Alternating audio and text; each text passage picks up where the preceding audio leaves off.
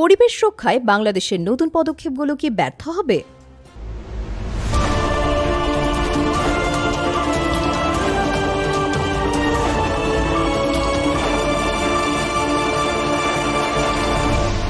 Channel CB.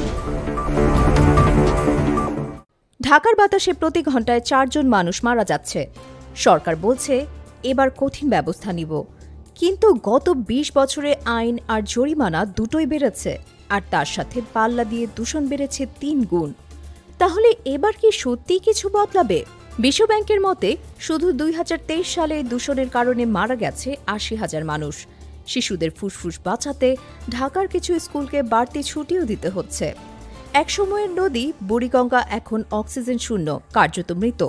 সরকার বলছে 2024-এর মধ্যে polythene নিষিদ্ধ করবে, কিন্তু বাজারে তা এখনও সহজলভ্য।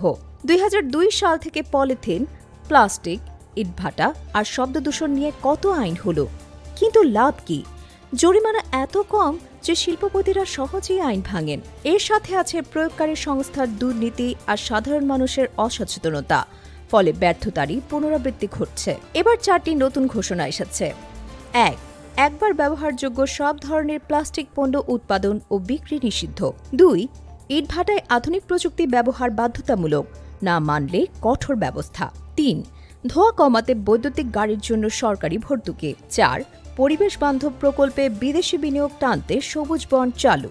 সরকারের দাবি এবার প্রতিটি মন্ত্রণালয়ের কাজের পারফরম্যান্সও রিভিউ করা হবে, কিন্তু সন্দেহ থেকেই যায় আইন প্রয়োগের জন্য যথেষ্ট লোকবল কোথায়? ঢাকায় হাজার হাজার প্লাস্টিক বিক্রেতার জন্য পরিদর্শক আছেন মাত্র 340 জন। সবুজ বন্ডের নীতির ফাঁক দিয়ে ভুল প্রকল্পে বিনিয়োগের সুযোগ রয়েছে। আর ইটভাটা মালিকরা বলছেন সরকারি সাহায্য ছাড়া নতুন প্রযুক্তির খরচ চালানো অসম্ভব। এতে দূষণ হয়তো কমবে, কিন্তু বেকারত্ব বাড়ার ঝুঁকিও আছে। আপনার এলাকায় কি এখনো পলিথিন পাওয়া যায়? কোনো সরকারি অভিযান কি চোখে পড়েছে? কমেন্টে আপনার অভিজ্ঞতা জানান। প্রতিদিন গুরুত্বপূর্ণ খবর পেতে আমাদের চ্যানেলটি অবশ্যই সাবস্ক্রাইব করুন।